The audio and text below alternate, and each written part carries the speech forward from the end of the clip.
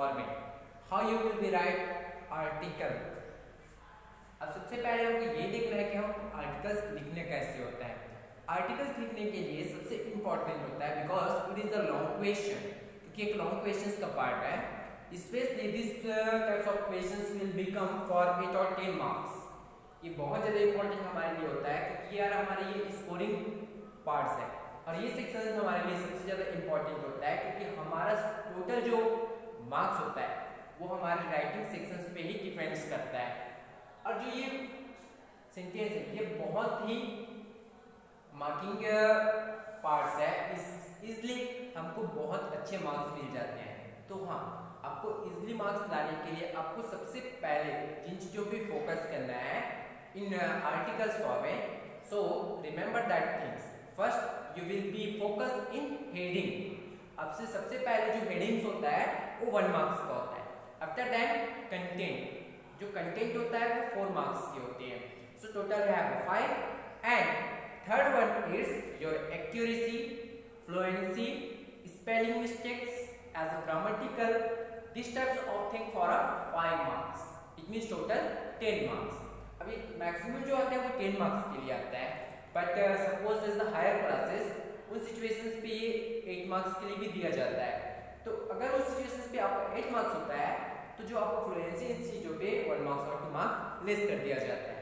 तो सबसे पहले आपको जो राइटिंग सेक्शन आर्टिकल्स में जो देखना है वो आपका होता है fluency, accuracy and spelling with grammatical mistakes पे फोकस करने होते हैं।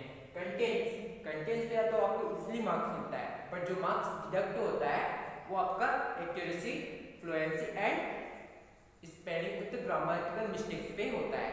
तो सबसे फर्स्ट हम स्टार्ट करते हैं। तो हम पहले देखते हैं कि क्वेश्चंस हमारा, मैंने आपको एक फॉर्मेट राइट करके दिया है जो कंप्लीट तो नहीं है, मैंने इसको इनकम्प्लीट करके दिया है क्योंकि आगे आपको राइट्स करना है। मेरे पास इतना तो पेज है नहीं कि उसको पूरा करूँ, बस आपको एक आइडिया के थ्रू बता रहा हूँ कैसे आपको आर्टिकल्स लिखना होता है। तो आपको जो ये आर्टिकल है उसको कैरी ऑन कर सकते हो, बस आपको मैंने एक हिंट बताया है कि आर्टिकल्स राइट कैसे करते हैं। So let's see first question. In many parts of our country girls are still discouraged from going to school. हमारे कंट्री में बहुत सारे ऐसे पार्ट्स हैं जहाँ पे गर्ल्स को क्या किया जाता है, डिस्करेज किया जाता है, मतलब प्रोत्साहित नहीं किया जाता। कहाँ के लिए? स्कूल जाने के लिए। Consequently, a sizable section of the population is deprived of education. इसीलिए होता है कि बहुत सारे ऐसे पॉपुलेशंस हैं जिसमें इनका कोई विकास और डेवलप तो हुआ ही नहीं है। Scholarship to a single girl child and the government policy of giving free education to girls have come as a boon to our society. तो गवर्नमेंट क्या करता है, स्कॉलरशिप इनको प्रोवाइड्स किए, प्लस इनको फ्री एजुकेशन ऐसे according to RTE right to education के through इनको फ्री क्या किया गया, एजुकेशन देने के लिए नीड्स किया गया। तो ये उनके लिए क्या बन के आया, एज अ बोन, जिसको हम बोलते हैं, क्या बोला जाता है आपका आशीर्वाद, या फिर हम उसको एक नॉर्मल वर्ड भी बोल सकते हैं जो होता है हमारे लिए वरदान। आपके गुण को स्पेशली आपको वरदान के लिए ट्रूप किया जाता है, वो हमारे लिए क्या आता है, हमारी सोसाइटी के लिए एक वरदान बनकर आता है। तो right an article in 150 to 200 words. तो हमको क्या करना है, 150 to 200 वर्ड्स में आर्टिकल्स राइट करना है। Words on the education of the girl child, और हमारा जो टॉपिक है and what is the headings on education of girl child in the country. तो इसमें हमको एक क्या करना है, आर्टिकल्स राइट करना है। So first we will see article writing format. First you will be write heading. मैंने आपको पहले बताया ना कि सबसे पहले आपको जो राइट करना है वो है हेडिंग। आपने इतना ही राइट किया तो आपको 1 मार्क्स मिल गए, बट अगर आपने ये चीजें नहीं की तो आपका 1 मार्क्स लेस हो गया। So important for you, don't forget heading and according to questions our heading is education of girl child in the country। हमारे तो क्वेश्चंस में ही है ना, तो क्वेश्चंस में ही है तो हमको हेडिंग्स लिखने में कोई इश्यूज तो आ नहीं सकता। अब देखो मैंने पहले जो ये 3 इंपॉर्टेंट थिंग्स जो राइट किया है उसके अकॉर्डिंग ही आर्टिकल्स लिखा जाता है। वो 3 थिंग्स होते क्या हैं, first heading, second one byline and third it's called to body.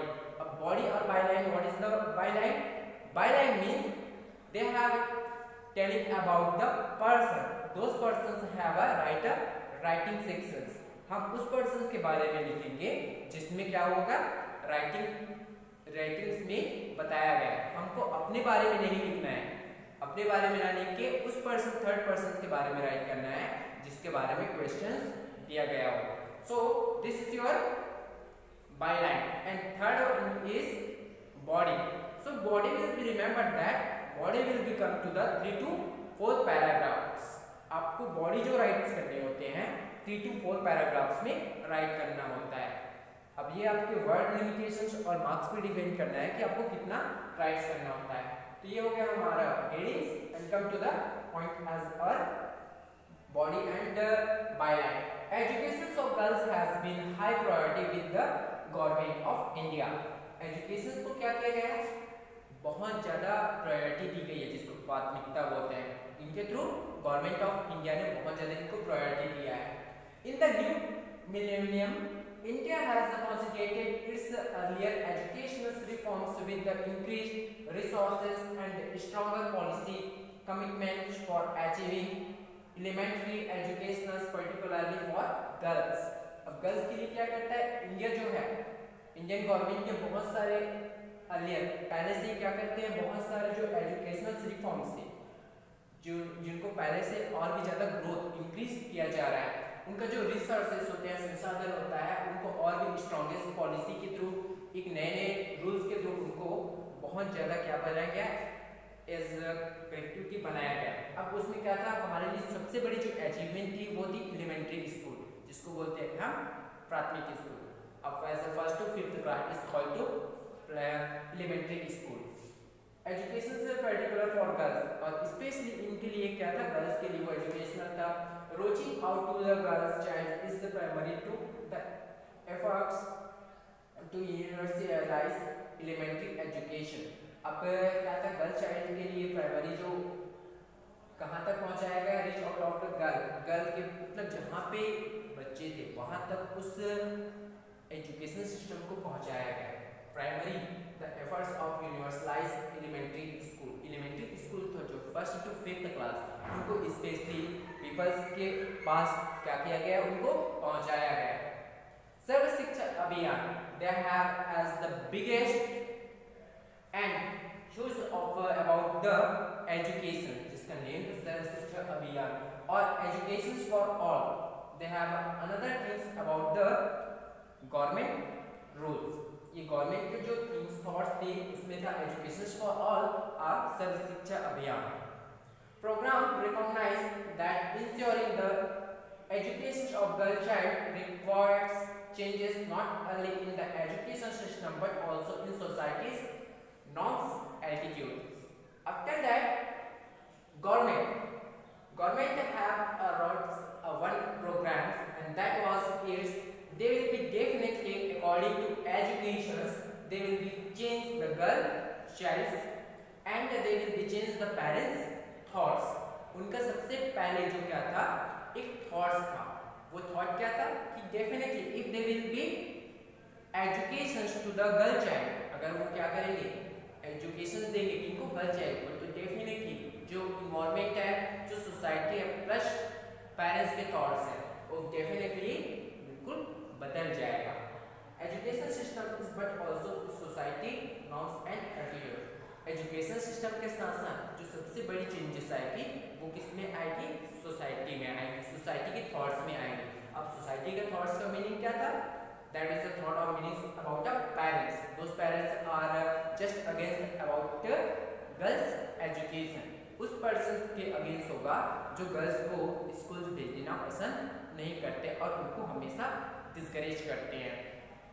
इस तरीके से आपको क्या है, आप कुछ स्टोरी और कुछ आर्टिकल्स को आप कंटिन्यू कर सकते हैं। तो ये हमारा क्या था, आर्टिकल फॉर्मेट। आर्टिकल फॉर्मेट को आपको बहुत अच्छे से बनाने के लिए सबसे पहले जो इम्पोर्टेंट थिंग्स है वो है 3, हेडिंग, बायलाइन एंड बॉडी। इन तीनों चीज़ों को आपको हमेशा क्या करना होगा, फॉलो करना होगा।